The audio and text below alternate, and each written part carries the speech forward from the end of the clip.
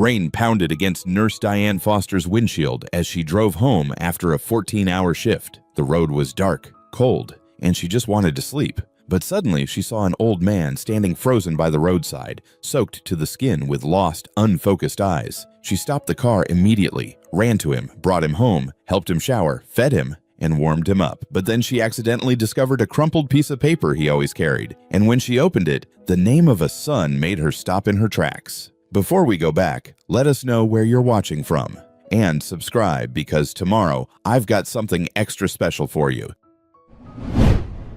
The rain hammered down on Diane Foster's windshield like 1,000 angry fists. She could barely see the road ahead. Her wipers worked overtime, squeaking back and forth in a rhythm that matched her exhaustion.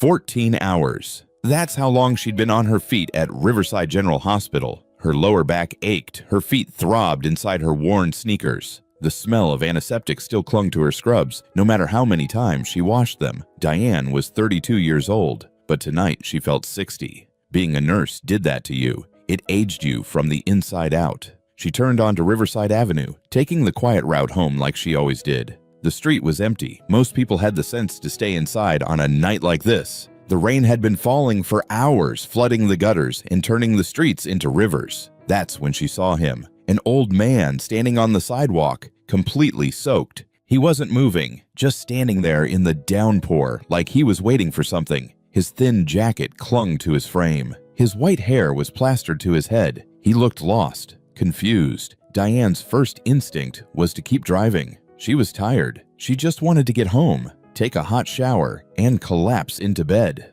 But something stopped her. Maybe it was the way he stood there so still, so vulnerable. Maybe it was the fact that he reminded her of her own father before he passed. She couldn't just drive by. Diane pulled over sharply, tires splashing through a deep puddle. She threw the car into park and jumped out into the rain. The cold hit her immediately, soaking through her scrubs in seconds.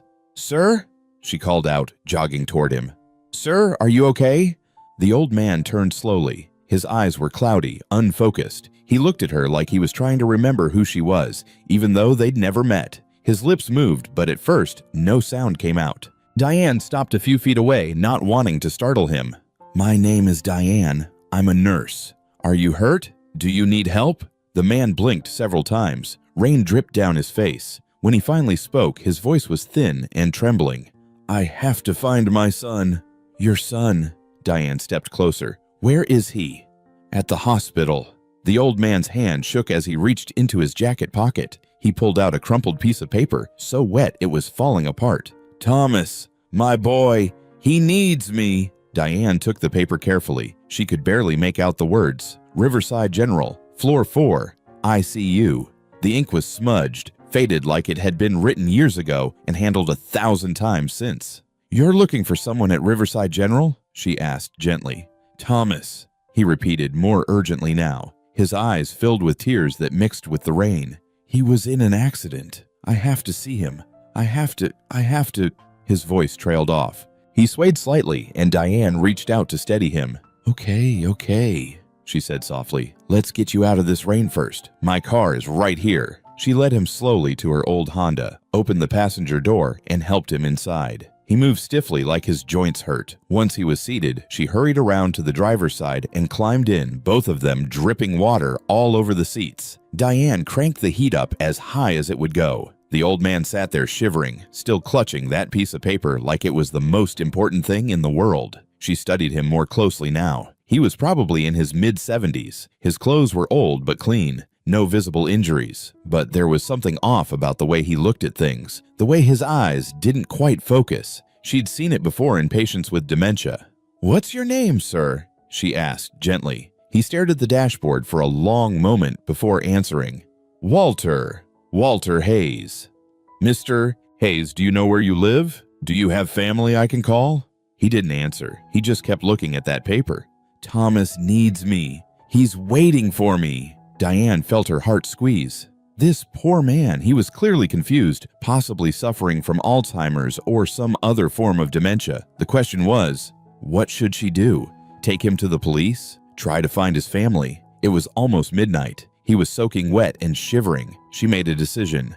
"Mr. Hayes, I'm going to take you to my place for tonight. It's warm and dry. I'll get you some food and clean clothes. Then tomorrow morning, we'll figure everything out. We'll find your son. Does that sound okay?" Walter looked at her with those cloudy eyes. For a moment, she saw clarity there, recognition of kindness. "Thank you," he whispered. "Thank you, child." Something about the way he said it made Diane's throat tighten. He reminded her so much of her father. Her dad had died from Alzheimer's 3 years ago. By the end, he hadn't recognized her either. "I ain't there." The disease had stolen him piece by piece until there was nothing left but a shell. She'd promised herself back then that if she ever saw someone in need, someone lost and confused like her father had been, she wouldn't look away. "You're welcome, Mr. Hayes," she said quietly. "Let's get you home." As she pulled back onto the road, Walter leaned his head against the window and closed his eyes. His lips moved silently, and Diane could just barely hear what he was saying. "Hold on, Thomas. Daddy's coming. Hold on." Diane's apartment was small but tidy. One bedroom on the 3rd floor of an old building in a modest neighborhood. She led Walter inside, leaving wet footprints on the carpet. "Okay, Mr. Hayes," she said, guiding him to sit on the couch. "First things first, you need to get out of those wet clothes." She went to her closet and pulled out an old tracksuit that had belonged to her father. She'd kept it all this time, unable to let it go. Now she was glad she had. "Here," she said, handing it to Walter. "The bathroom is right through that door. Take a warm shower if you want. Take your time." Walter took the clothes slowly, his hands still shaking. "You're very kind," he said again. "Very kind."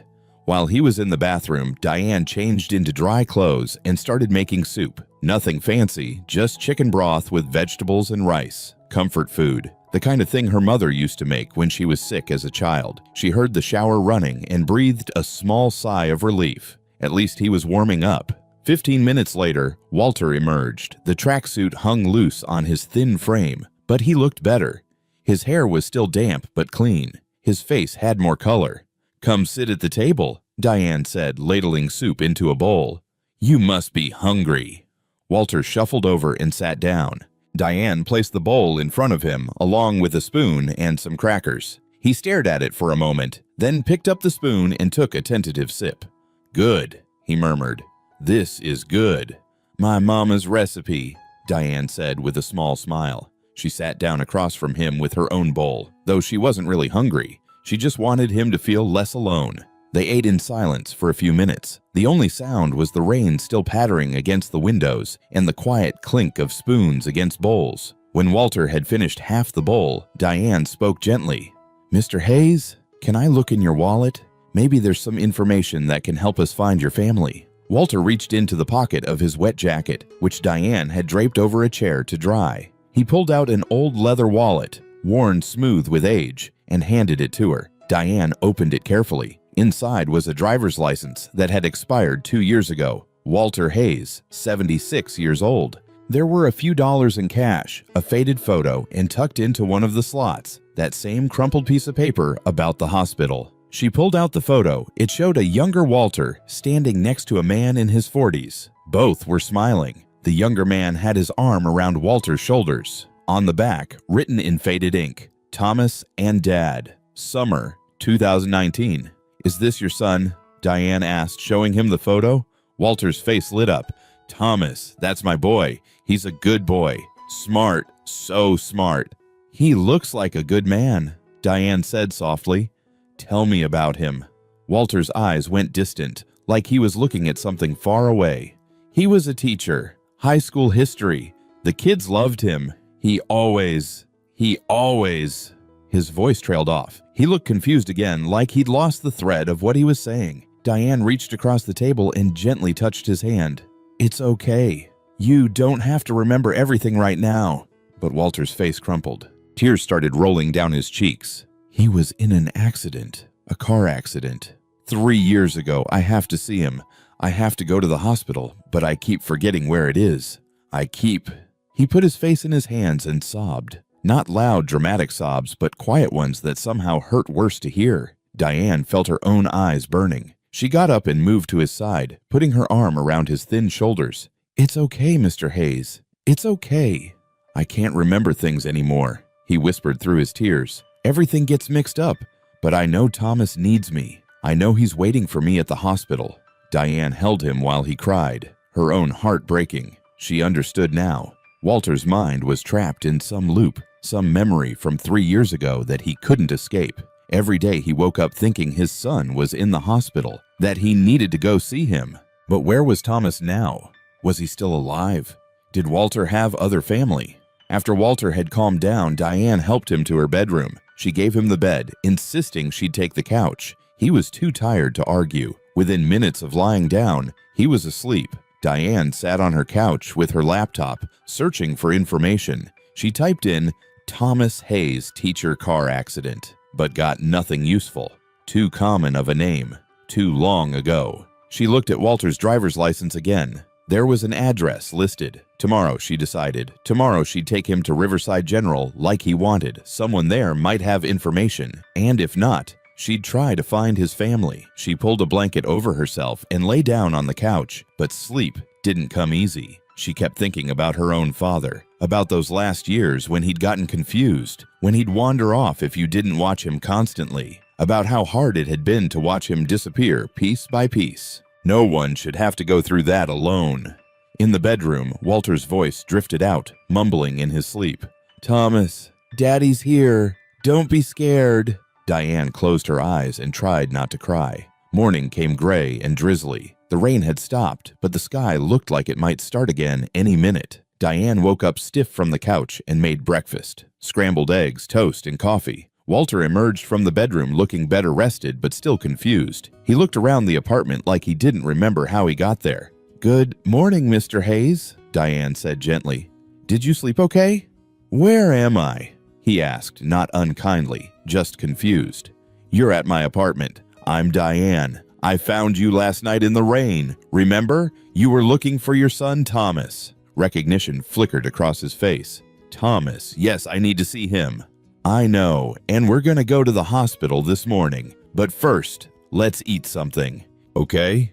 They sat at the small table and ate. Walter was quiet, lost in his own thoughts. Diane watched him carefully. He seemed calmer today, less agitated. Maybe a good night's sleep had helped. After breakfast, Diane helped Walter into his now dry clothes. They were wrinkled but clean. She grabbed her purse and keys. "Ready to go?" she asked. Walter nodded, gripping that paper again. He must have taken it out of his wallet during the night. "I'm ready." The drive to Riverside General took 20 minutes. Walter sat in the passenger seat, staring out the window. Occasionally, he'd mutter something to himself, too quiet for Diane to hear. As they pulled into the hospital parking lot, Walter suddenly sat up straighter. "I know this place. I've been here before." "I'm sure you have," Diane said gently. "This is where you said Thomas is, right?" "Yes, floor 4. ICU." Diane felt a knot form in her stomach. The ICU on floor 4. That's the cardiac intensive care unit. She worked on floor 2, but she knew the ICU well. It was where the most critical patients went. They walked through the front entrance together. The lobby was busy with early morning visitors, staff starting their shifts. Diane led Walter to the main reception desk where a middle-aged woman with glasses sat typing on a computer. "Excuse me," Diane said politely. "I need some help. This is Mr. Walter Hayes. He's looking for his son, Thomas Hayes. He believes Thomas is a patient here." The receptionist looked up, her expression neutral and professional. "Do you have the patient's date of birth or medical record number?" "No, I'm sorry. We don't have that information." The receptionist typed something into her computer, then frowned. "I'm not showing any current patient by that name. Thomas Hayes." "Yes." Walter spoke up, his voice getting agitated. "Thomas Hayes. He was in a car accident. He's on floor 4, the ICU." The receptionist's expression didn't change. "Sir, I'm showing no current patient by that name in our system. But he's there." Walter's voice rose. "I have to see him. He needs me." Diane put a calming hand on his arm. "It's okay, Mr. Hayes." She turned back to the receptionist. "Is it possible there's an old record? From 3 years ago, maybe?" The receptionist sighed, clearly losing patience. "Ma'am, I can't give out information on patients without proper authorization. Hospital policy." "I understand, but this man is clearly confused. He needs help finding his family. Surely there's some way." "Hospital policy," the receptionist repeated, her voice harder now. If you'd like to file a formal request with patient services, they're open from 9 to 5. Diane felt frustration rising in her chest. Look, I'm a nurse here. I work on floor 2. This is a special circumstance. Then you should know the privacy policies, ma'am. If you're not currently on duty, you're considered a visitor. I can't help you without proper documentation. This is ridiculous, Diane muttered. She looked at Walter, who was starting to breathe faster, his eyes darting around the lobby. He was getting overwhelmed. Let's sit down for a minute, she said, guiding him to some chairs in the waiting area. They sat, and Walter leaned forward, his head in his hands. Why won't anyone help me? He whispered. Why can't I find my son? Diane rubbed his back gently. We'll figure this out. I promise. But she was running out of ideas. She couldn't just wander around the hospital with Walter, searching randomly. She needed help. She needed someone with access to old patient records. She pulled out her phone and scrolled through her contacts. Maybe someone from patient services could help, or maybe she should try calling the social work department. Before she could decide, a security guard approached them. He was a heavy-set man in his 50s with a thick mustache. Ma'am, is there a problem? He asked, his tone polite but firm. No problem, Diane said quickly. We're just trying to find information about a former patient. I need you to come with me, please. Diane's stomach dropped. Why? We haven't done anything wrong. You're causing a disturbance. The receptionist called it in. I need to ask you some questions. A disturbance? Diane's voice rose. We're sitting here quietly. Ma'am, please don't make this difficult. Walter suddenly stood up, his face red. I just want to see my son. Why is that so hard? Why won't anyone help me? Sir, I need you to calm down. He's confused, Diane said, standing between them. He has dementia. He doesn't understand. Then you need to take him somewhere appropriate. This is a hospital, not a place for confused elderly people to wander around. Diane stared at the guard in disbelief. Are you serious right now? He's not wandering. He's looking for his son, and I'm trying to help him.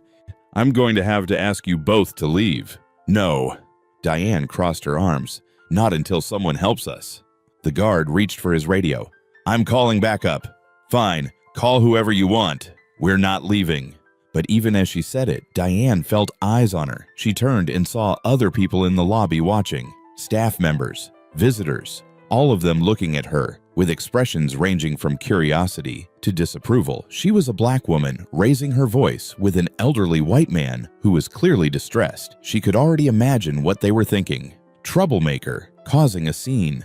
Who does she think she is? The familiar weight settled on her chest, the weight of being watched, judged, suspected. Even though she was a nurse at this hospital, even though she'd worked here for 5 years, even though all she was trying to do was help someone. None of that mattered when people looked at her and saw what they wanted to see. Come on, Mr. Hayes, she said quietly, taking his arm.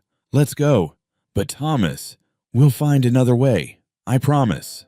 She led him toward the exit, feeling the guard's eyes on her back the whole way. When they stepped outside into the damp morning air, Walter looked at her with such confusion and sadness that it nearly broke her heart. I don't understand, he said. Why won't they let me see my son? Diane took a deep breath, trying to keep her voice steady.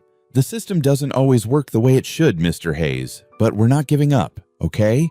We're going to find answers. Just not here, not like this. She helped him into the car, her mind already racing.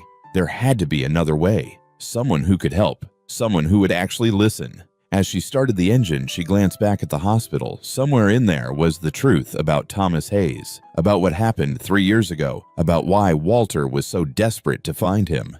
And Diane was going to find out what it was, even if she had to break every rule to do it. They drove in silence for a few minutes, Walter staring out the window with that lost look on his face again. Diane's hands gripped the steering wheel tight enough to make her knuckles ache. She couldn't just take him back to her apartment and give up, but going back to the hospital lobby wasn't going to work either. Not with that receptionist and that guard ready to call the cops on them. She needed to think, to come up with a plan. Mr. Hayes, she said carefully, do you remember where you live, or any family besides Thomas? A wife? Other children? Walter frowned, his forehead creasing with concentration. Grace, he said slowly. I have a daughter. Grace. Diane's heart leapt. That's great. Do you know how to reach her? A phone number? An address? But Walter's face fell. I can't remember. I can't. Everything's foggy. That's okay. We'll figure it out. Diane pulled into a gas station parking lot and took out her phone. She typed Grace Hayes and Walter Hayes into Google, hoping for something, anything. Several results came up, but nothing jumped out as obviously correct. Then she tried adding Riverside to the search, and there it was. Dr. Grace Hayes, cardiac surgeon, Riverside General Hospital.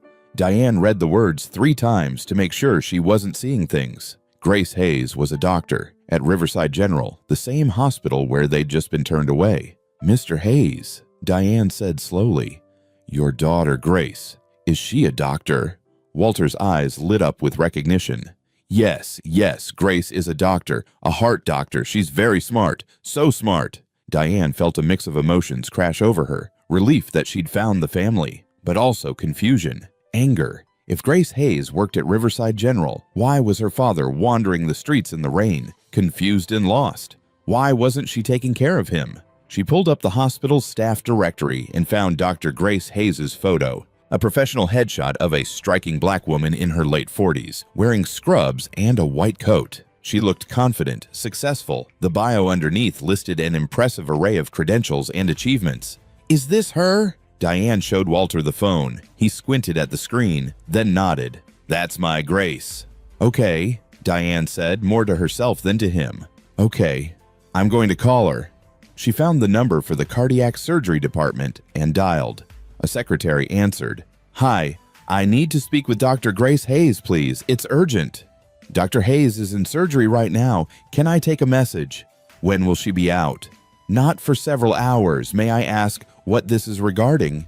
Diane hesitated. It's about her father, Walter Hayes. I have him with me, and he needs her. There was a pause. I'll make a note for her to call you back. What's your number? Diane gave her cell phone number and hung up, frustrated. Several hours. Walter couldn't wait several hours. He was already getting agitated again, fidgeting with that crumpled paper. She made a decision. Mr. Hayes, we're going to go somewhere. You'll be comfortable for a while. Then we're going to wait for Grace to call, okay? I want to see Thomas.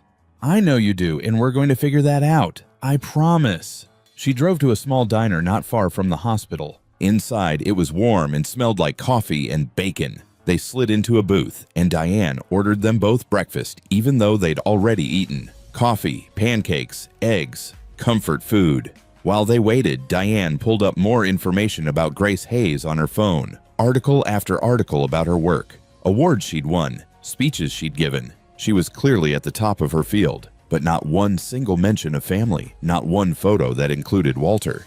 How long has it been since you've seen Grace? Diane asked gently. Walter stared at his coffee cup. I don't know. Time gets mixed up. Do you live with her? He shook his head. I live in a nice place. Clean. They take care of me, but I don't like it there. I want to go home. I want to see Thomas.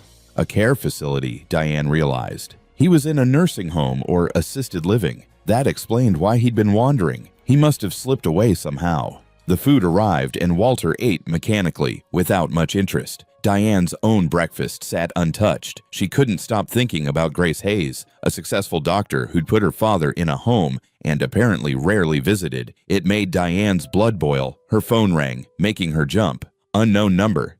Hello? This is Dr. Grace Hayes. You called about my father? The voice was cool, professional, with an edge of impatience. Yes, Diane said, her own voice sharper than she intended. I found him last night wandering in the rain. He was looking for his son, Thomas. Looking for you. I have him with me now. There was a long silence. Where is he? Grace asked finally.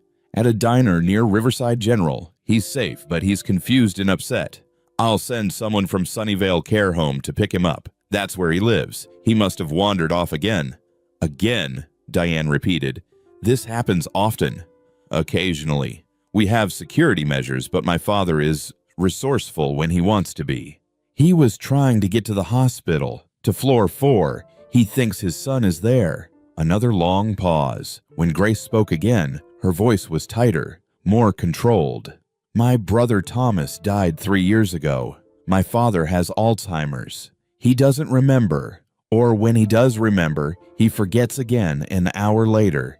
It's a cycle. We've tried everything. Diane felt the anger drain out of her, replaced by something else, something sadder. I'm sorry. I didn't know. Why would you? You're not family. The coldness in Grace's voice stung. Maybe not, Diane said, but I cared enough to stop in the rain, to take him home and feed him and keep him safe, to try to help him. I didn't ask for your help, Grace said sharply, and I don't need your judgment. You don't know anything about my situation. Then tell me. I don't owe you an explanation. Just tell me where you are, and I'll have someone pick him up. Diane gave her the address of the diner. Her jaw clenched so tight it ached. He'll be here. Grace hung up without saying goodbye. Diane set the phone down and looked at Walter. He was pushing his eggs around on his plate, humming softly to himself, completely unaware of the conversation that had just happened. Your daughter is sending someone to take you home, Diane said gently. Walter looked up, confused. Grace is coming? No, someone from where you live. His face fell. But I want to see Thomas. I know. Diane reached across the table and took his hand. I know you do. As they sat there in the warm diner, holding hands across the table, two people who'd been strangers yesterday, but were now bound together by circumstance and compassion. 20 minutes later, a van pulled up outside. Two attendants came in, a man and a woman in matching polo shirts with Sunnyvale Care Home embroidered on them. They were kind but efficient, greeting Walter by name, speaking to him in those overly cheerful tones people used with the elderly. Ready to go home, Walter. Everyone's been worried about you. Walter looked at Diane with such sadness that it broke her heart all over again. Will you come visit me? Of course I will, she said, squeezing his hand. But even as she said it, she wondered if she'd be allowed, if Grace Hayes would put her on some kind of blacklist for interfering. They helped Walter out to the van. He moved slowly, reluctantly. At the door, he turned back. Thank you, he said clearly, more lucid than he'd been all morning. You're a good person. The world needs more people like you. Then they loaded him into the van and drove away. Diane stood in the parking lot and watched until they were gone. She should let it go. She should go home, shower, sleep. She'd done her good deed. Walter was back where he belonged, safe and cared for, but something wouldn't let her drop it. Maybe it was the way Grace had spoken to her on the phone, that cold, dismissive tone, like Diane was a nuisance instead of someone who'd helped. Maybe it was thinking about her own father and how she would have given anything to have more time with him before the Alzheimer's took him completely. Or maybe it was just that she couldn't stand the thought of Walter waking up tomorrow, forgetting everything again, trying to get back to that hospital to see a son who was already gone. Diane got in her car and drove home, but she wasn't done with this, not by a long shot. That night, Diane couldn't sleep. She lay in bed staring at the ceiling, her mind spinning. Finally, at 2 in the morning, she gave up and got her laptop. She started searching, really searching. First, she found the obituary for Thomas Hayes. It confirmed what Grace had said. 3 years ago, car accident, survived by his father, Walter, and sister Grace. The funeral had been held at a church in downtown Riverside. Then she looked up Sunnyvale Care Home. Reviews were mixed. Some families loved it, said their relatives were well cared for. Others complained about staff shortages, about residents being over-medicated to keep them docile. She found Dr. Grace Hayes' personal social media. It was all professional. Photos of her at conferences, accepting awards with colleagues, articles she'd published. Not a single personal photo, not one mention of her father or her deceased brother. It was like that part of her life didn't exist. Diane chewed her thumbnail, thinking. What she really wanted was to talk to Grace face to face, to understand why she'd put her father in a home and seemingly washed her hands of him,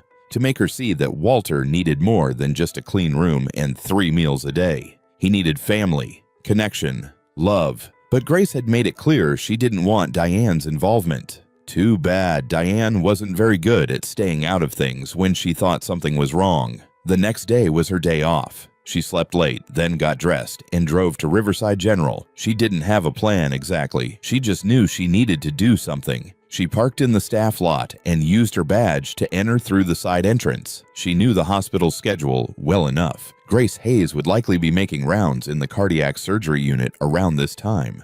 Diane took the elevator to floor 6 and walked down the familiar hallway. She spotted Grace almost immediately, standing at the nurse's station with a chart, discussing something with a resident. Up close, Grace was even more striking than her photos suggested. Tall, with perfect posture, her hair pulled back in a neat bun. She radiated competence and authority. Diane hesitated, suddenly unsure. What was she going to say? How did you confront someone about their family issues when you barely knew them? But then she thought of Walter's face when he'd said goodbye. That sadness, that confusion. She walked up to the nurse's station.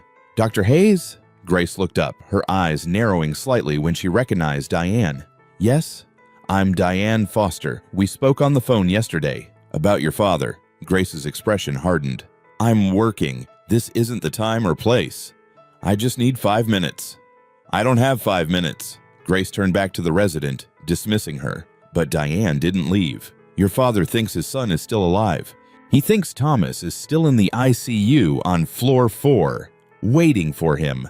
Every day he wakes up and thinks he has to get to the hospital. Can you imagine what that's like?" Grace's jaw tightened. She handed the chart to the resident. "Go check on the patient in 612. I'll meet you there in a minute." The resident scurried off. Grace turned to face Diane fully, her eyes cold. "You want to talk? Fine, let's talk. But not here." She walked briskly down the hallway toward an empty conference room. Diane followed, her heart pounding. Once inside, Grace closed the door and crossed her arms. "You have exactly 3 minutes. Say what you came to say." Diane took a breath. "Why did you put him in that home?" "Because he needs 24-hour care that I can't provide while working 60-hour weeks as a cardiac surgeon. Anything else?" "Do you visit him?" "When I can." "Which is how often?" Grace's eyes flashed. "That's none of your business." "You're right. It's not. But I made it my business when I found him soaking wet and confused in the middle of the night. When I took him home and fed him and tried to help him find what he was looking for." "And what exactly was he looking for?" Grace's voice rose. "His dead son. His life before Alzheimer's destroyed his brain. There's nothing I can give him. Don't you understand that? Nothing. He wants you. He doesn't even know who I am half the time." Grace's composure cracked just for a moment. "Do you know what it's like to visit your father and have him look at you like you're a stranger? To have him call you by your dead brother's name? To spend an hour trying to connect with him, only to have him forget you were there 5 minutes after you leave?" Diane saw the pain flash across Grace's face before she could hide it. "I can imagine," she said more softly. "My father had Alzheimer's too. I know how hard it is. Then you should understand why I can't. Why I don't." Grace's voice broke. She turned away, facing the window. "Every time I see him, it's like losing my brother all over again. Dad doesn't ask for me. He asks for Thomas, over and over. Thomas, Thomas, Thomas. Like I don't exist. Like I never existed." Silence filled the room. Diane felt her anger draining away, replaced by sympathy. "I'm sorry, I didn't know." "Of course you didn't know." Grace's voice was thick with unshed tears. "You don't know anything about me, about what I've been through. You just assumed I was some cold, uncaring daughter who dumped her father in a home and forgot about him." "I shouldn't have judged," Diane admitted. "You're right. I don't know your situation." Grace turned back around, her eyes red but dry. "My brother was my best friend. When he died, it destroyed my father. The grief triggered the Alzheimer's, or maybe made it worse, I don't know. But instead of grieving together, I had to watch my father forget Thomas died. Again and again. Every morning, it's like he finds out for the first time. The shock, the pain, and then by afternoon, he's forgotten again, and he's trying to get to the hospital because surely Thomas is just there, waiting." She wiped her eyes roughly. "I tried. I really did. I tried to take care of him myself, but I couldn't watch it anymore. I couldn't keep breaking my own heart every single day. So yes, I put him in Sunnyvale. And yes, I don't visit as often as I should, because I'm a coward who can't face her own father." The words hung in the air between them. "You're not a coward," Diane said quietly. "You're human, and you're hurting." Grace laughed bitterly. "Is that supposed to make me feel better?" "No, but maybe understanding why it's so hard can help us figure out a solution." "There is no solution. My father has Alzheimer's. It's only going to get worse." "Maybe," Diane said, "but that doesn't mean we can't make the time he has left better, easier, more peaceful." Grace stared at her for a long moment. Why do you care so much? You don't even know us." Diane thought about her own father, about the guilt she still carried, the feeling that she hadn't done enough, hadn't been there enough at the end. "Because someone should," she said simply, "and because I think your father deserves to be at peace. Even if his mind is broken, his heart isn't. He's still in there, still feeling things, and right now, he's trapped in this loop of trying to find his son. Maybe we can help him find a different kind of peace." "How?" Grace asked, but there was something in her voice now. Not hope exactly, but maybe curiosity. Diane took a breath. She'd been thinking about this all night. An idea had been forming, crazy as it was. What if we brought him here, to the hospital, let him see floor 4, let him see the ICU? Maybe if we show him that Thomas isn't there, if we let him look for himself, he'll finally be able to accept it, to move on. Grace shook her head immediately. That's not how Alzheimer's works. He'll just forget again. Maybe, or maybe if we do it right, if we create a kind of, I don't know, a ritual or something that gives him closure, it might stick, at least emotionally, if not mentally. That's a long shot. You have a better idea? Grace was quiet for a long time. Then she sighed, a sound so tired and defeated it made Diane's heart ache. "No," Grace said, "I don't." They agreed to try it. Not right away, Grace said. She needed time to arrange things, to talk to the staff at Sunnyvale, to make sure her schedule was clear, and most importantly, to prepare herself emotionally for what might happen. Diane gave her time, but she also gave her something else, her phone number. "Call me," Diane said. "Anytime, even just to talk. You don't have to go through this alone." Grace looked at her strangely, like she couldn't quite figure out why this stranger cared so much, but she took the number.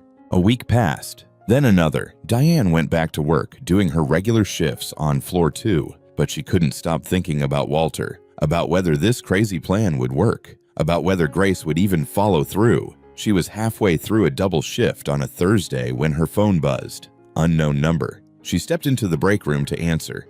"Hello?" "It's Grace." A pause. "I've been thinking about what you said about bringing my father to the hospital." Diane's heart jumped. "And I want to try it, but I need help. I can't do this alone." "You won't be alone. I'll be there." Another pause. "Why are you doing this? Really?" Diane leaned against the wall, suddenly exhausted. "Because when my father was dying, I felt so helpless. I couldn't stop the disease. I couldn't bring him back.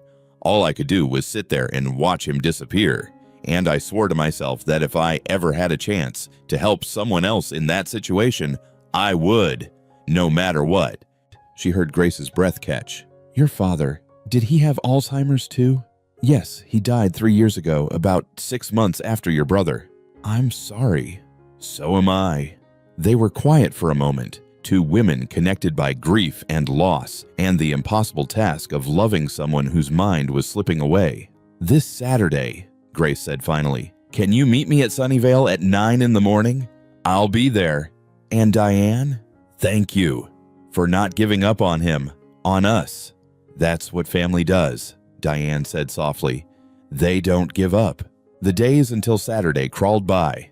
Diane found herself anxious, second-guessing the plan. What if it made things worse? What if seeing the empty ICU room broke Walter all over again? What if Grace couldn't handle it? But she'd committed, and she wasn't going to back out now. Saturday morning arrived cold and clear. Diane dressed carefully, professionally. She wanted to look like someone who belonged, someone the staff would trust. She drove to Sunnyvale Care Home, a sprawling single-story building in a quiet neighborhood. Grace was already there, standing in the parking lot next to her expensive car. She looked different out of her scrubs and white coat, more vulnerable somehow, in jeans and a sweater. Her hair was down, falling past her shoulders. She looked younger, more like someone's daughter than a renowned surgeon. "Ready?" Diane asked as she approached. Grace let out a shaky breath. "No, but let's do it anyway." They walked in together. The lobby smelled like disinfectant and cafeteria food, that distinctive nursing home smell that Diane knew too well.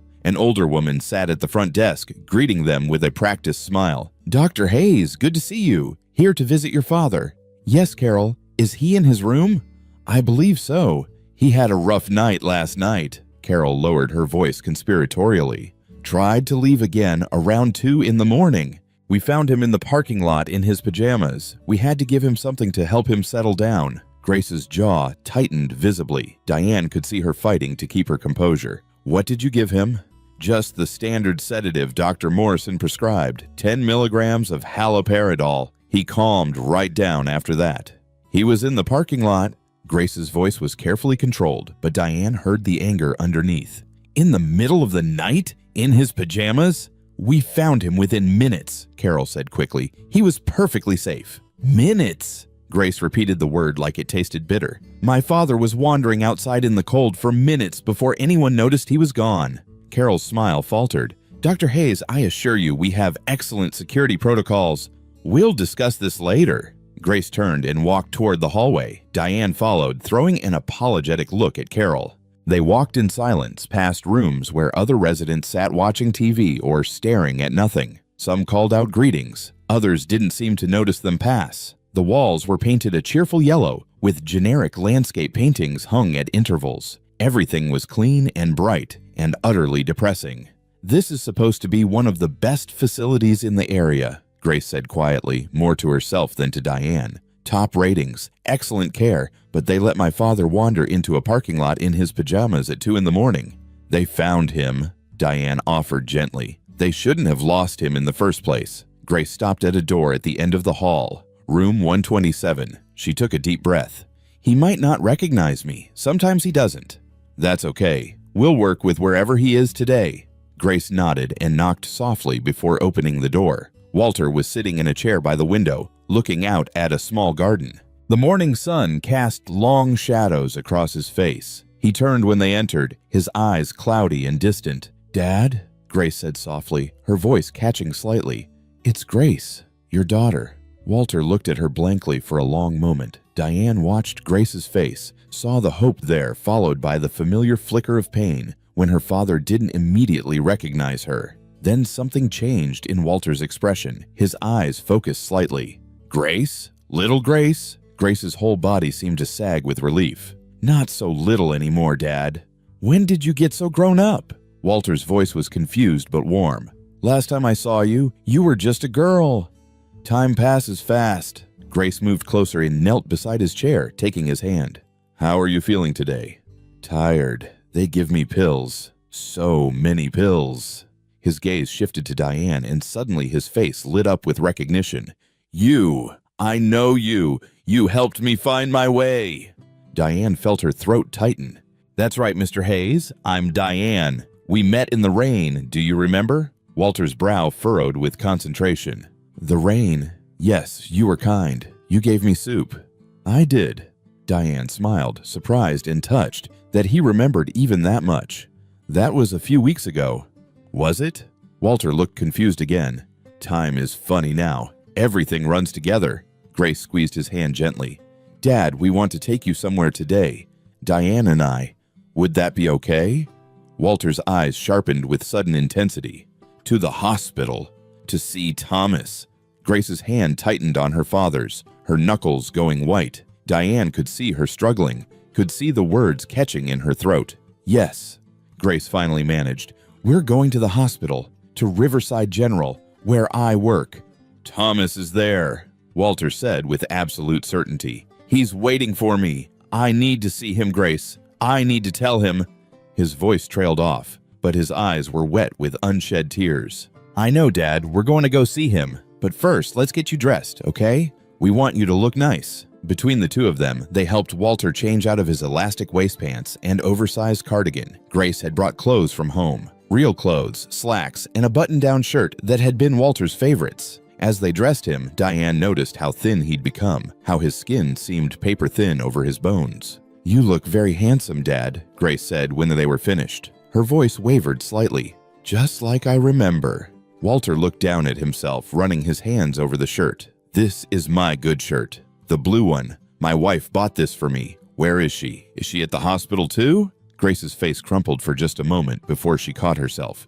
"Mom passed away, Dad, 5 years ago, remember?" But Walter had already moved on, his attention shifting like water flowing around an obstacle. "We should go. Thomas is waiting." "He doesn't like to wait." "Then let's not keep him waiting." Diane said gently. They walked back through the hallway together, Walter between them. Carol looked up from the desk as they approached. "Signing him out for a visit, Dr. Hayes?" "Yes, we'll have him back this afternoon." "Will you need his medication? He's due for his noon dose." "We'll be fine," Grace said curtly. "I'm a doctor. I know his medications." They helped Walter into Grace's car, settling him in the back seat with Diane beside him. Grace slid into the driver's seat and sat there for a moment, her hands on the wheel, not moving. "You okay?" Diane asked quietly. "No." Grace started the engine. "But let's do this anyway." The drive to the hospital took 25 minutes. Walter sat quietly, occasionally muttering to himself. Once he reached over and took Diane's hand, squeezing it gently. "You're a good person," he said clearly. "Thomas would like you." Diane felt tears sting her eyes. "Thank you, Mr. Hayes." As they pulled into the hospital parking lot, Walter suddenly became more animated. He pressed his face to the window like a child. "I know this place. This is where Thomas is." "That's right," Grace said, her voice tight. "This is Riverside General." They parked and helped Walter out of the car. He moved slowly but with purpose, his eyes fixed on the hospital entrance. Grace led them through the main doors into the lobby. It was busy, as hospital lobbies always were on weekend mornings. Visitors signing in, staff moving purposefully, the constant hum of activity. But Grace had arranged everything. She'd called ahead, explained the situation to the charge nurse on floor 4, gotten special permission. No one stopped them as they walked to the elevators. Grace's ID badge and white coat were armor against questions. They rode up to floor 4 in silence, Walter standing between them, clutching that crumpled piece of paper he always carried. When the elevator doors opened, Walter stepped out first. He looked around, his expression intense with concentration. "I've been here before," he said. "Yes, this is the right place." Grace led them down the hallway toward the ICU. A nurse Diane didn't recognize was at the station. Grace spoke to her briefly, showing her ID. "Dr. Hayes, yes, we got your call. Room 412 is empty right now, just like you requested. Take all the time you need." "Thank you." They walked slowly down the ICU hallway. Walter's steps were hesitant now, his earlier confidence fading. When they reached room 412, he stopped, staring at the closed door. "Is he in there?" Walter whispered. "Is Thomas in there?" Grace opened the door without answering. Inside was a typical ICU room. Monitors, equipment, a bed with crisp white sheets. Empty. Waiting. The machines were silent. No patient requiring their constant vigilance. Walter walked in slowly, like he was entering sacred space. He moved to the bedside and put his hand on the rail, his fingers tracing the cold metal. "Thomas." His voice was barely audible. "Thomas, are you here?" Diane stood in the doorway, watching, her heart breaking. Grace stood beside her, tears streaming silently down her face. "Thomas, it's Dad," Walter continued. "I came as soon as I could. I'm sorry it took me so long. I kept getting lost, but I'm here now. I'm here." He stood there waiting for an answer that would never come, for a son who had been gone for 3 years, for a past that couldn't be changed. The silence stretched out, broken only by the distant sound of monitors in other rooms, the hushed voices of medical staff, the endless rhythm of hospital life. Finally, Grace walked over to her father. She put her arm around his shoulders, her touch gentle.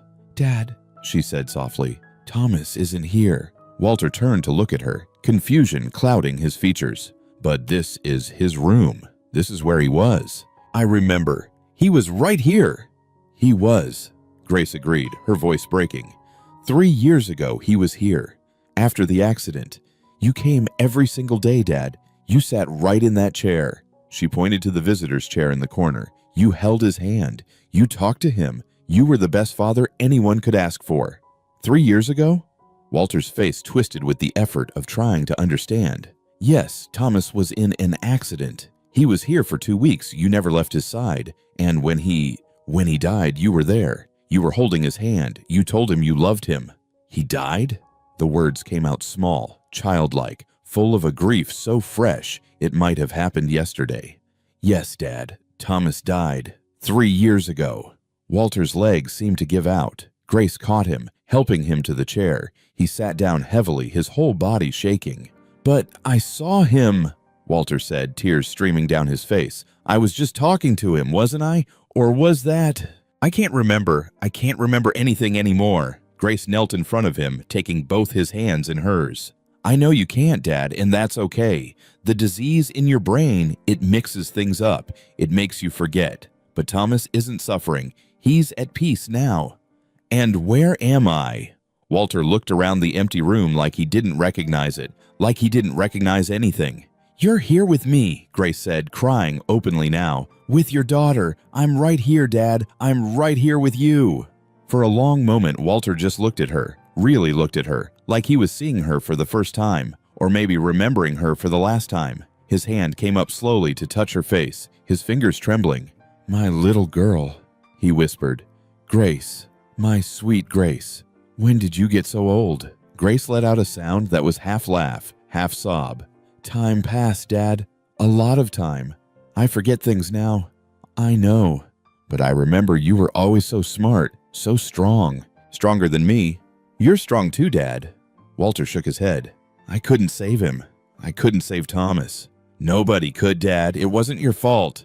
But I'm his father. I should have protected him. Grace pressed her forehead against their clasped hands, her shoulders shaking with sobs. You did protect him. You loved him. You were there when he needed you. That's all any of us can do. Diane backed away quietly, giving them this moment. She stepped out into the hallway, wiping her own tears. A nurse passed by, gave her a sympathetic look, but didn't stop. Inside the room, she could hear Grace's voice, soft and broken, talking to her father, telling him about Thomas, about the funeral, about the years that had passed. Whether Walter would remember any of it tomorrow didn't matter. Right now, in this moment, he was hearing it. He was there, after what felt like an eternity, but was probably only 15 minutes. Society, bist, Grace emerged. Her eyes were red and swollen, her face blotchy from crying, but there was something different in her expression, something lighter. He's resting, she said quietly, just sitting in the chair, looking out the window. I think he's more peaceful now. How are you? Diane asked. Grace wiped her eyes. I don't know, exhausted, sad, but also I actually talked to him. Really talked to him. About Thomas, about what happened. I haven't been able to do that in years. That's good. Is it? Grace looked at her. He'll forget it all by tomorrow. We'll be right back where we started. Maybe, but you won't forget. And sometimes that's what matters. They stood there in the hallway for a moment, not speaking. What happens now? Diane asked finally. Grace took a deep breath. Now we take him home, back to Sunnyvale. And I need to make some decisions about his care. What kind of decisions? Whether to keep him there, whether to bring him home with me, whether there's any point to any of it. Grace's voice cracked again. How do you care for someone who doesn't remember you from one day to the next? The same way you care for anyone, Diane said gently. One day at a time, one moment at a time. Grace nodded but didn't look convinced. I need to sit with him a little longer. Is that okay? Take all the time you need. Grace went back into the room. Through the open door, Diane watched her pull the visitor's chair close to her father and sit down. She took his hand again, and they sat there together, father and daughter, in the empty room where Thomas Hayes had died 3 years ago. And maybe, just maybe, they were both finding a way to say goodbye. An hour later, they left the hospital. Walter was quiet, subdued. The emotional weight of the morning had exhausted him. They settled him back in Grace's car and he fell asleep almost immediately on the drive back to Sunnyvale. But Grace didn't drive to Sunnyvale. Instead, she pulled into a coffee shop parking lot halfway there and put the car in park. She sat there, hands on the wheel, staring straight ahead. Grace? Diane asked from the back seat. What's wrong?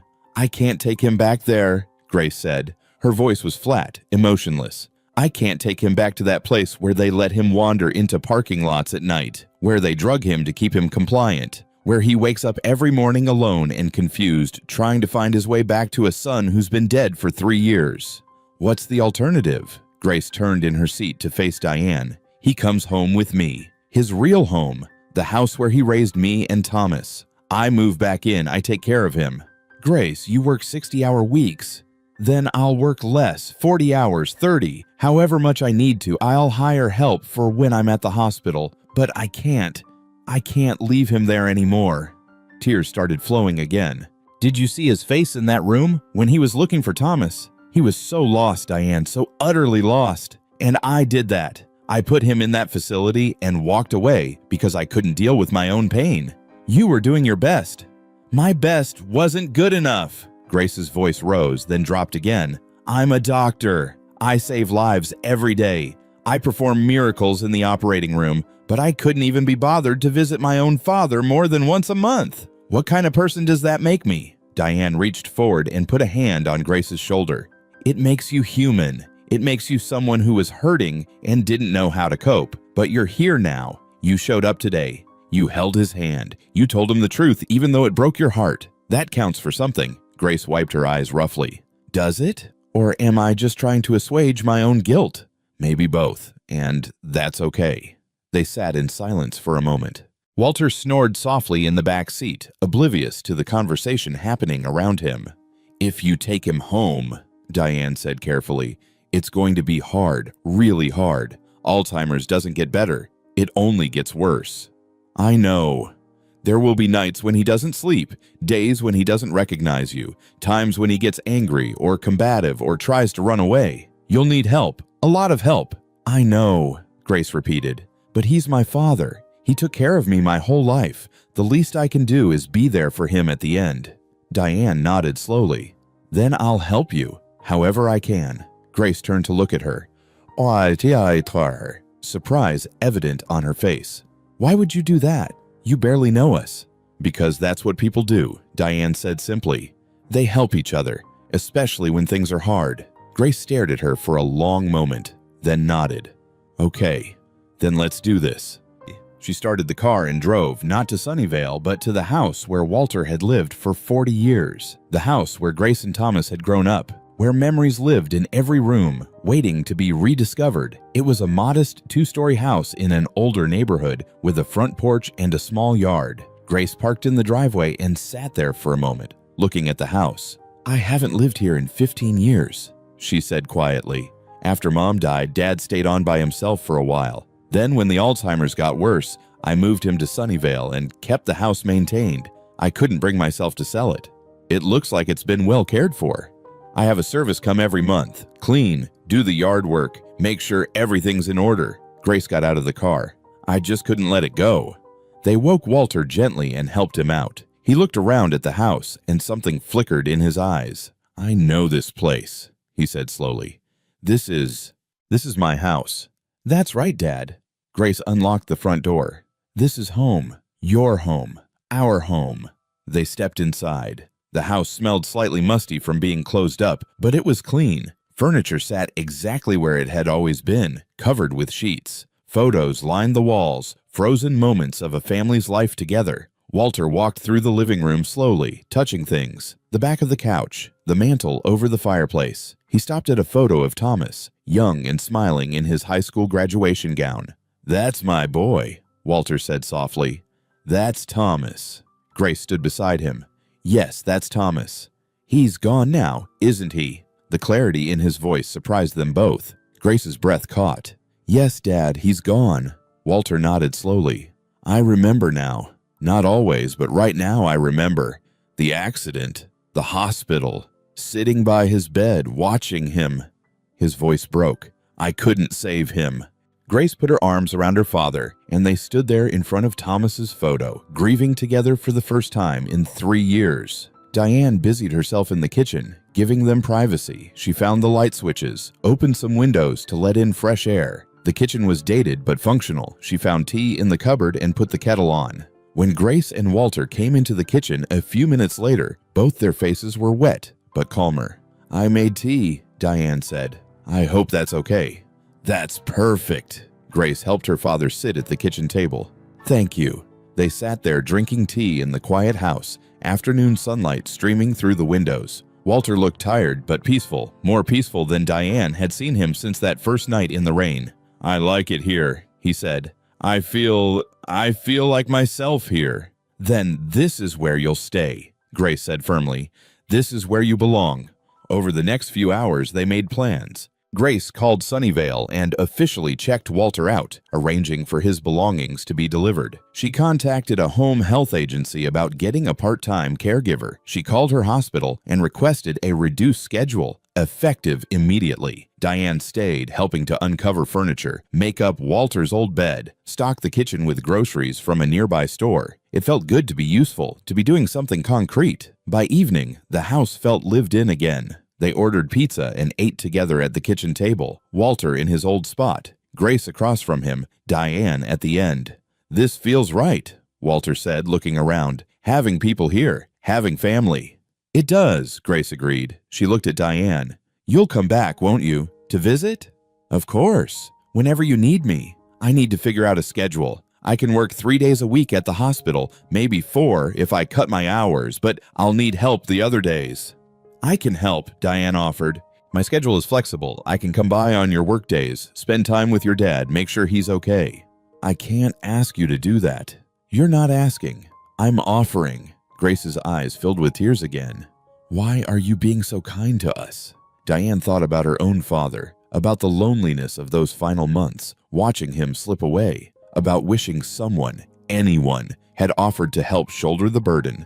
"Because I wish someone had done this for me," she said simply. "When I was caring for my father, I was all alone trying to work full-time and be there for him. It nearly broke me. Nobody should have to do it alone." Grace reached across the table and took Diane's hand. "You're a gift. You know that." "I'm just a person who stopped in the rain." "No, you're more than that. You're—" Grace struggled to find the words. "You're family now. If you want to be." Diane felt warmth bloom in her chest. "I'd like that." They finished dinner and cleaned up together. By the time everything was put away, Walter was dozing in his chair in the living room, exhausted from the emotional day. "I should go," Diane said quietly. "Let you both rest." "Will you come back tomorrow?" Grace asked. "I want to start getting a routine established, and I could use the support." "I'll be here at 9. "Thank you, Diane, for everything." Diane drove home through the darkening streets, her mind full of the day's events, the pain in Grace's face when Walter didn't recognize her, the moment of clarity when he remembered Thomas was gone, the quiet peace of sitting together in that house, eating pizza like a family. She'd done the right thing. She knew it in her bones, but she also knew this was just the beginning. The real work, the daily grind of caring for someone with Alzheimer's, was yet to come. Still, they wouldn't face it alone. Not anymore. That night, Diane slept better than she had in weeks. The next few weeks fell into a rhythm.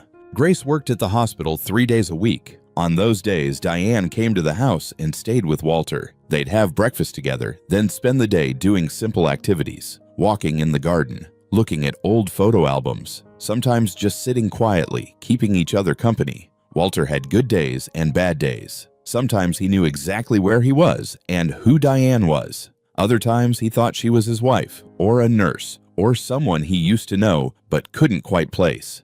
Diane learned to roll with it, to meet him wherever his mind happened to be on any given day.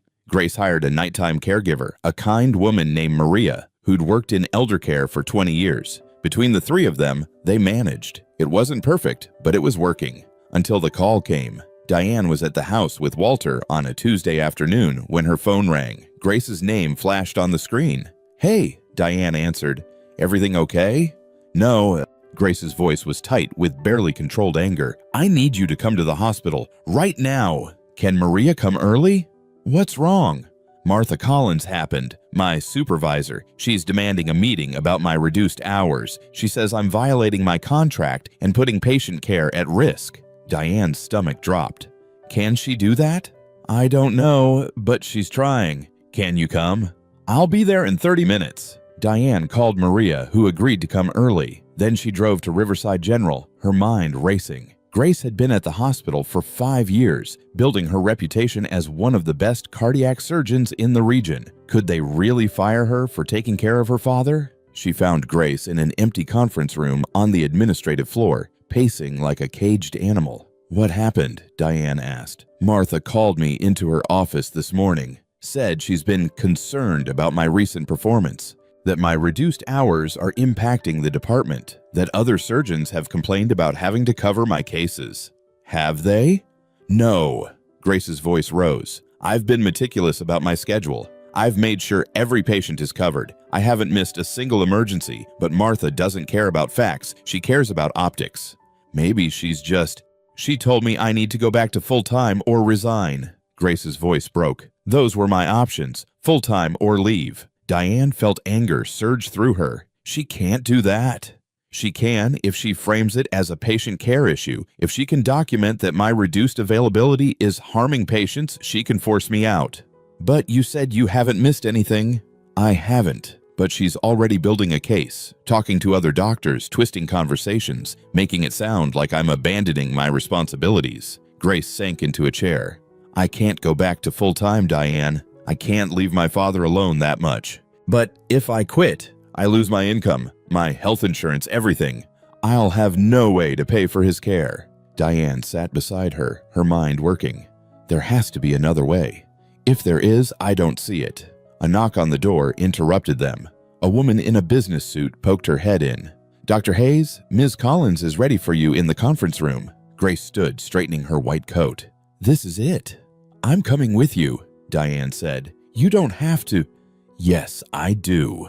They walked down the hall together to a larger conference room. Inside, Martha Collins sat at the head of the table, flanked by two other administrators Diane didn't recognize. Martha was in her mid-50s, with seal gray hair pulled back in a severe bun and a face that looked like it rarely smiled. Dr. Hayes, Martha said coolly, I wasn't aware you'd be bringing company.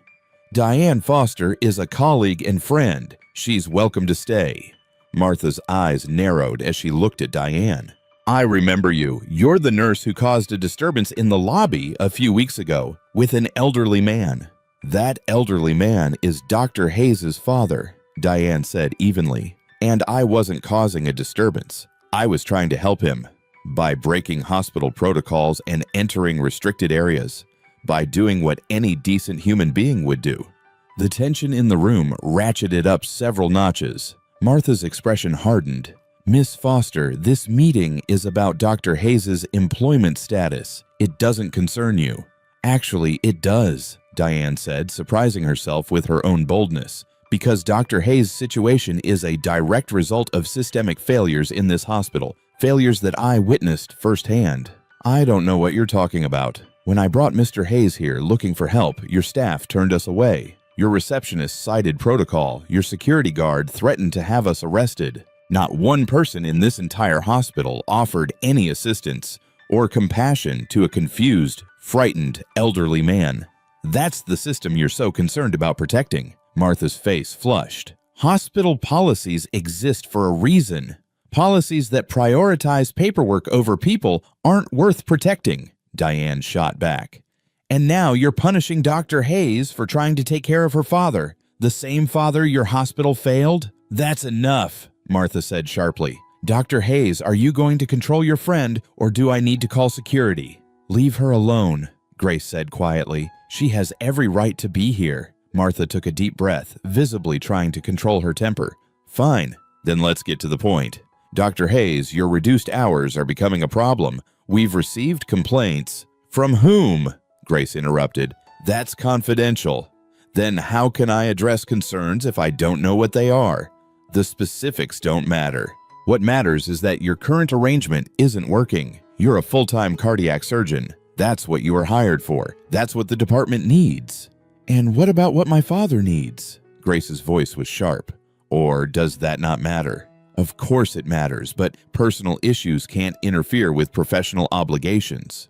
Personal issues? Grace stood up, her hands flat on the table. My father has Alzheimer's. He's dying, Martha, slowly, cruelly, piece by piece. And I'm trying to make sure he doesn't spend his final months alone and confused in some facility where he's just another problem to be managed.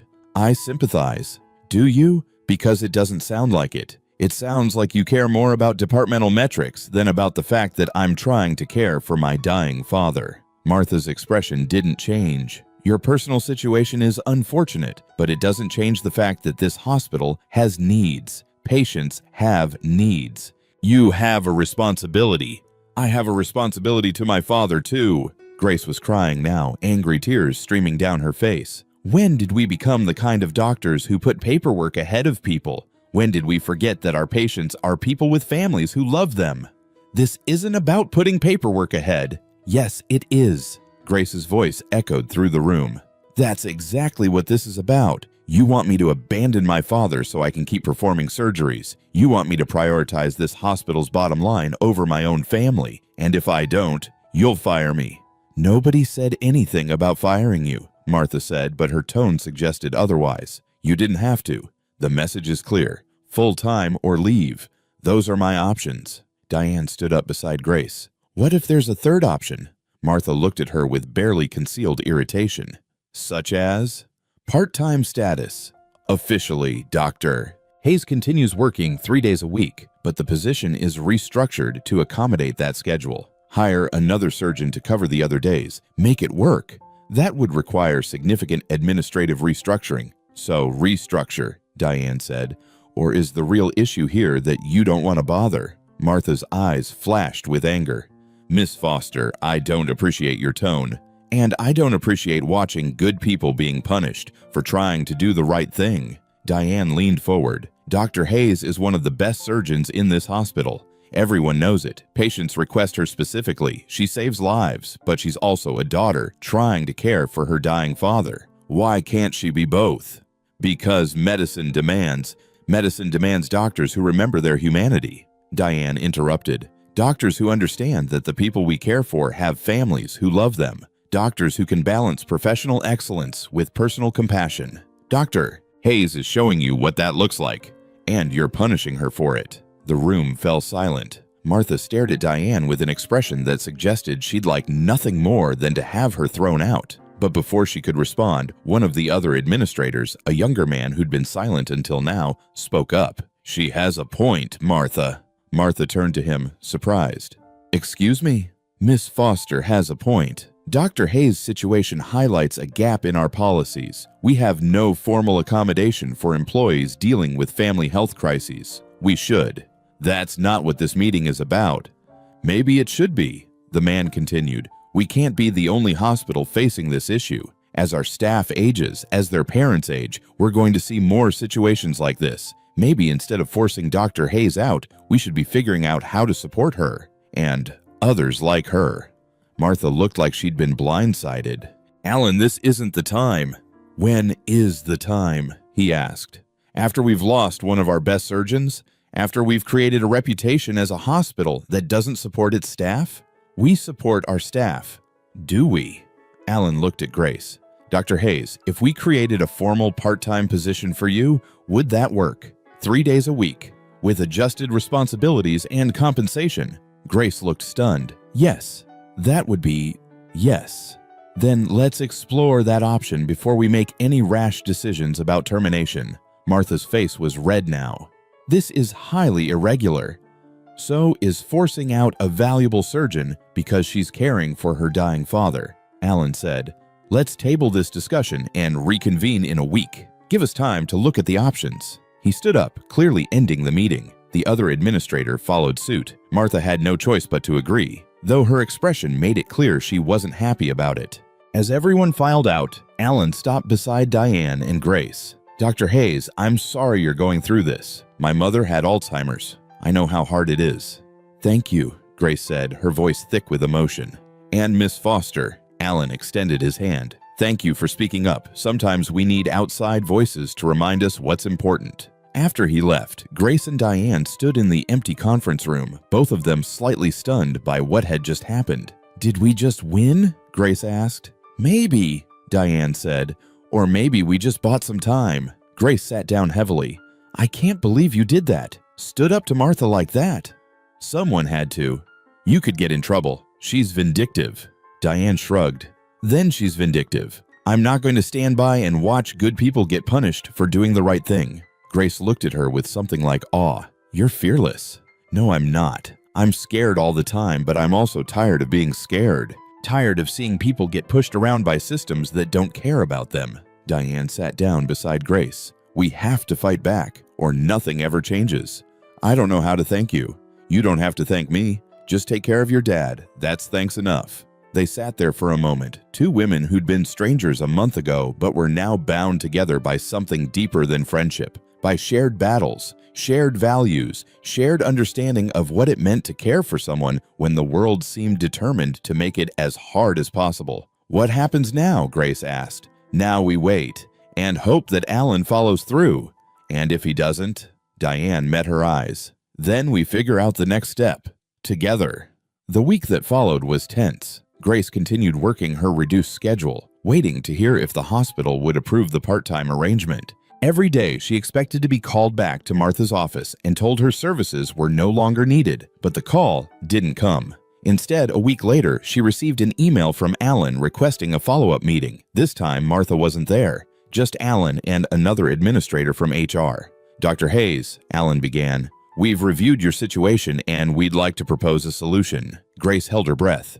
"We're creating a new category of employment, family medical leave part-time status. It allows employees facing significant family health crises to reduce their hours temporarily while maintaining their position and benefits. You'll be the first person approved for this status." Grace felt tears spring to her eyes. "Are you serious?"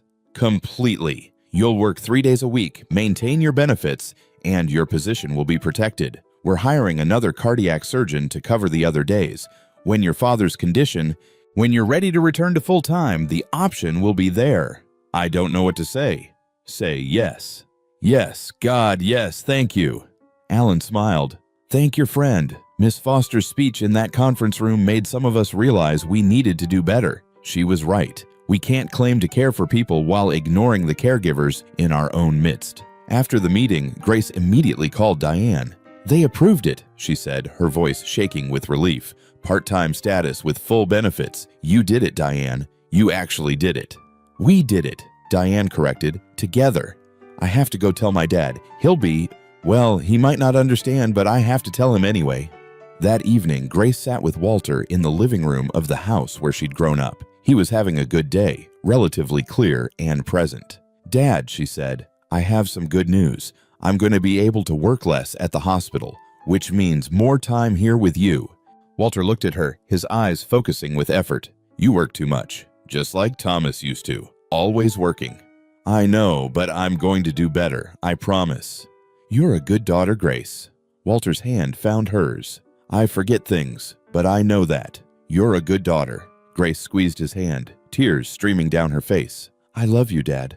"I love you too, sweetheart." It was the clearest, most present he'd been in months, and Grace knew enough about Alzheimer's to understand these moments were precious and fleeting. Tomorrow, he might not remember this conversation. Tomorrow, he might not remember her. But today, right now, her father knew her, loved her, and she was there. That was enough. Over the next few months, word spread about the new family medical leave part-time status. Other employees started applying for it. The hospital refined the policy, created guidelines, developed support systems. What had started as one doctor's desperate attempt to care for her father became a movement, a recognition that healthcare workers were human too, with families and crises of their own. Diane continued visiting Walter several times a week. She and Grace had become true friends, bonded by those early weeks of struggle and uncertainty. Maria, the nighttime caregiver, became part of their little family too. Together they created a network of care around Walter. He continued to decline, as Alzheimer's patients always do.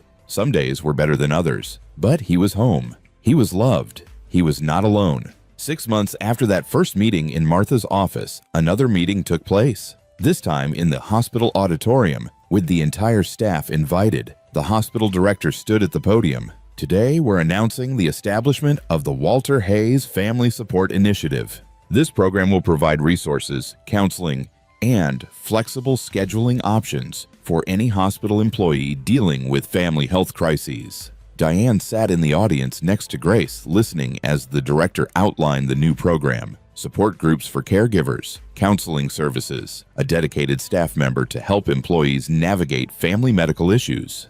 This initiative was inspired by Dr. Grace Hayes and her father Walter. The director continued, "Their story reminded us that our mission to care for people extends to our own staff. We hope this program will help other families the way we should have helped the Hayes family from the beginning." After the announcement, people came up to Grace, thanking her, sharing their own stories.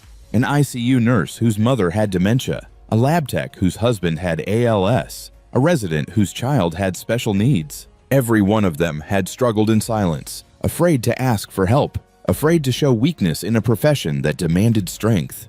"You gave us permission," the ICU nurse said to Grace, tears in her eyes. "Permission to be human, to need help. Thank you." Diane stood back, watching. She thought about that night in the rain when she'd seen an old man standing on a street corner, how easy it would have been to drive past, how her life might have continued on its familiar path if she had. But she'd stopped, and everything had changed. "Quite something, isn't it?" a voice beside her said. She turned to find Alan, the administrator who'd supported Grace in that first meeting. "It is," Diane agreed. "The director wants to offer you a position," Alan said. "Program coordinator for the Walter Hayes Initiative. It would mean leaving bedside nursing, but you'd be helping families on a much larger scale." Diane's breath caught. "Me? You started this in a way. Or at least you helped push it along. We need someone who understands both the medical side and the family side. Someone who isn't afraid to fight for what's right." "I need to think about it." "Take your time. The offer stands." That evening, Diane went to the Hayes house for dinner. Oh, it had become a weekly tradition. Grace cooked, Diane brought dessert, Maria joined them when she could, and Walter sat at the head of the table, sometimes participating in the conversation, sometimes not. Tonight was a quiet night. Walter was tired, only picking at his food, but he was peaceful, content to be surrounded by people who loved him. After dinner, Grace and Diane sat on the back porch while Maria helped Walter get ready for bed. "The hospital offered me a job," Diane said, "coordinating the new family support program. Are you going to take it?" "I don't know. It feels like a big change." Grace was quiet for a moment. "Can I tell you something? When I first met you, when you came barging into my life with my father, I thought you were the most annoying person I'd ever encountered." Diane laughed. "Thanks. But you were also the bravest. You saw something wrong and you didn't look away. You didn't make excuses or pass the responsibility to someone else. You just acted, and you kept acting even when it was hard, even when people told you to stop."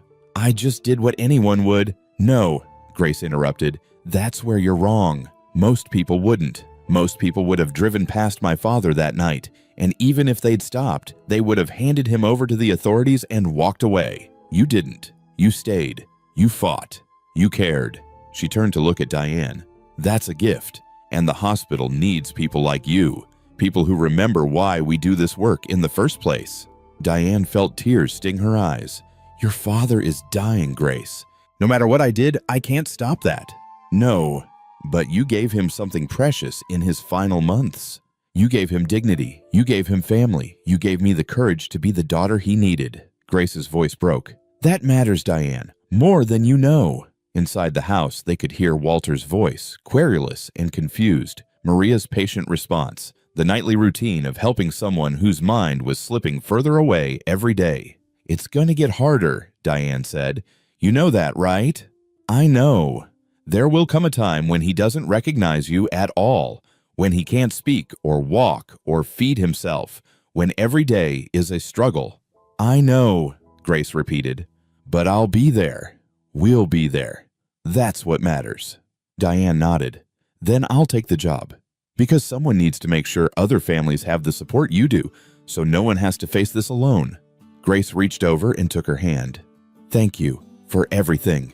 "Thank you for letting me in." They sat there on the porch as the sun set, two women who'd found each other in the most unlikely circumstances, who'd fought together, grieved together, and built something meaningful out of pain and loss. Inside, Walter called out, "Grace, where's Grace?" "I'm here, Dad," Grace called back. "I'm right here." And she was. Finally, after years of running, of hiding from her own pain, she was there, present, caring, loving.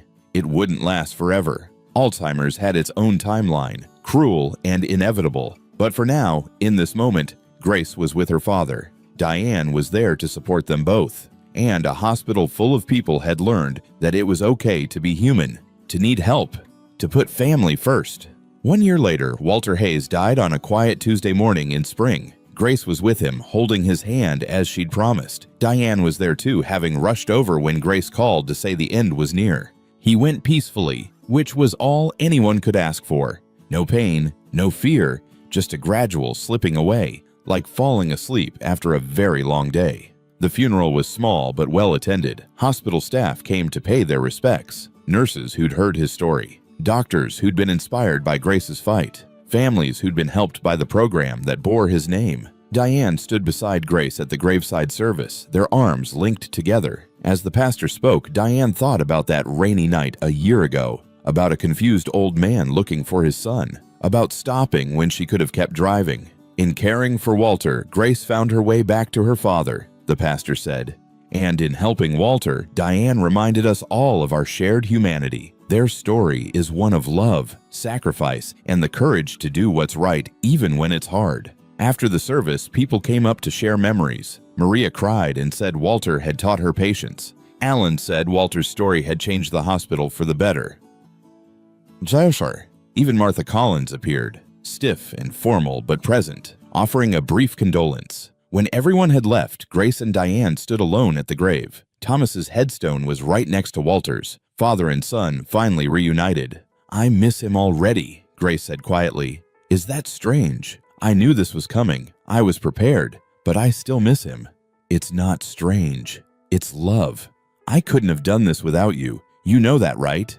If you hadn't stopped that night, if you hadn't kept pushing, I might never have found my way back to him. Diane shook her head. You would have found your way eventually. I just helped you get there a little sooner. Maybe, or maybe that's what angels do. They show up when we need them most, disguised as regular people. I'm not an angel, Grace. I'm just someone who believes people should help each other. Well, you helped me, more than you'll ever know. They stood there for a few more minutes, then walked back to the car together. Diane drove Grace home, staying until Maria arrived to keep her company through the evening. As she drove home that night, Diane thought about the past year, about everything that had changed because of one decision to stop in the rain. The Walter Hayes Family Support Initiative was thriving, helping dozens of families navigate the difficult waters of caring for sick loved ones. Grace was still working part-time, though now she was also leading training sessions for other doctors on work-life balance and family care. And Diane had found her calling. Every day she met with families facing impossible situations. Every day she helped them find resources, navigate systems, advocate for themselves. Every day she remembered why she'd become a nurse in the first place. Not just to treat disease, but to care for people, to see them, to help them, to remind them they weren't alone. Her phone buzzed with a text from Grace. Thank you for today, for everything. Love you, friend. Diane smiled and texted back. Love you too. Always here. Because that was the thing about kindness, about stopping when you could keep driving. It didn't just change one life. It rippled outward, touching everyone it encountered, creating waves that lasted long after that first act. Walter Hayes had been lost in the rain, looking for a son who was already gone. But in searching for the past, he'd helped create a better future. His story had opened doors, changed policies, reminded people what really mattered. And Diane, who'd stopped to help a stranger on a rainy night, had found her purpose. She pulled into her apartment parking lot and sat there for a moment, looking up at the cloudy sky. It looked like rain again. Good, she thought. Maybe someone else out there needed help tonight. Maybe someone else was lost and confused and scared. And maybe, just maybe, someone would stop. Someone would ask if they needed help. Someone would care. Because that's what people did, or at least, that's what they should do. One person at a time. One act of kindness at a time. One rainy night at a time. That's how the world changed. That's how love spread. That's how lost people found their way home. Diane got out of her car and walked toward her apartment, ready for whatever tomorrow would bring, ready to stop, ready to help, ready to care. Always ready, because kindness wasn't just an act, it was a promise, and it was one she intended to keep. For Walter, for Grace, for every confused, scared person who needed someone to see them, to really see them, to stop in the rain and ask, "Do you need help?" Because everyone, at some point, needed someone to stop. Everyone needed someone to care. And sometimes, if you were lucky, that one small act of kindness could change everything.